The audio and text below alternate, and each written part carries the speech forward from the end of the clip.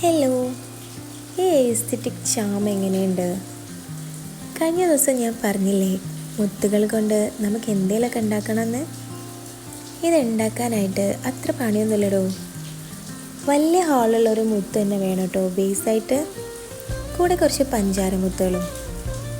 പിന്നെ വേണ്ടത് എന്താണെന്ന് വെച്ചാൽ ഏറ്റവും തിന്നായിട്ടുള്ള ഗിയർ വയറാണ്.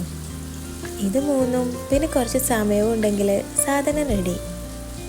വീഡിയോയിൽ കാണിച്ചതിൽ എന്തെങ്കിലും ഡൗട്ട് ഉണ്ടെങ്കിൽ ചോദിച്ചോളൂ കേട്ടോ, ഞാൻ പറഞ്ഞുതരാം.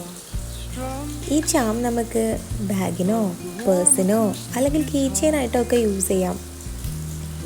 പിന്നെ നമ്മുടെ ഗിയർ വയർ കട്ട് ചെയ്തെടുക്കുമ്പോഴേ ഏകദേശം ഒരു കണക്ക് വെച്ചിട്ടാണല്ലോ നമ്മൾ ആദ്യം തന്നെ കട്ട് ചെയ്യുക.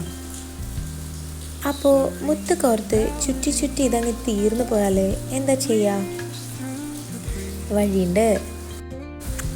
തീരാറാവുമ്പോൾ തന്നെ മറ്റേ അറ്റവുമായിട്ട് കൂട്ടിക്കെട്ടി കോർത്ത അത്രയും മുത്തുകൾ സെക്യൂർ ചെയ്യുക. എന്നിട്ട് വേറൊരു ലെങ്തി ഗിയർ വയർ കൂടെ എടുത്ത് അതിൻ്റെ ബാക്കിയായിട്ട് റീസ്റ്റാർട്ട് ചെയ്താൽ മതി. പിടികിട്ടിയോ? ഇന്നത്തേക്ക് ഇത്രയേ ഉള്ളൂ. മുത്തുകളായിട്ട് ഇനി നാളെ വരാം കേട്ടോ.